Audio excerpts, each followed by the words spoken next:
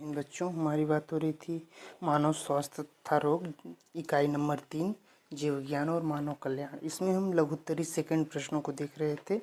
तो ध्यान रखिएगा, ये महत्वपूर्ण प्रश्न है जो कि आपके बोर्ड पेपर में पूछे जाते हैं।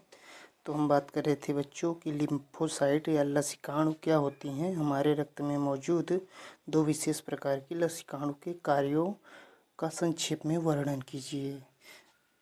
आपसे बोल रहा है कि लिम्फोसाइट होती क्या है इसमें, और रक्त में मौजूद दो विशेष प्रकार के लिम्फोसाइट के कार्यों का आपको वर्णन करना है। अगला क्वेश्चन है बच्चों, यही क्वेश्चन ऐसे पूछा जाए आपसे कि प्रौढ़ मानव में टी तथा बी लिम्फोसाइट कहाँ बनती हैं। प्रौढ़ मानव में बच्चों टी तथा बी लिम्फोसाइट कहाँ बनती हैं, ये कितने प्रकार की होती हैं, उनके नाम लिखिए। ये कितने प्रकार की होती हैं टी तथा बी लिम्फोसाइट, उनके नाम को लिखिए। या पूछा जाए कि मानव रक्त में लसिकाणु पर संक्षिप्त टिप्पणी लिखिए। मानव रक्त में लसिकाणु पर संक्षिप्त टिप्पणी लिखिए।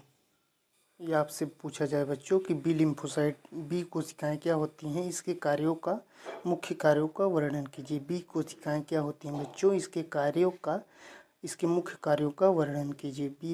बी कोशिकाएं क्या होती हैं, इसके मुख्य कार्यों का वर्णन कीजिए। अगला आपका क्वेश्चन बच्चों बनता है कि प्रौढ़ मानव में टी तथा बी लिम्फोसाइट कहाँ बनते हैं। प्रौढ़ मानव में टी तथा बी लिम्फोसाइट कहाँ बनते हैं।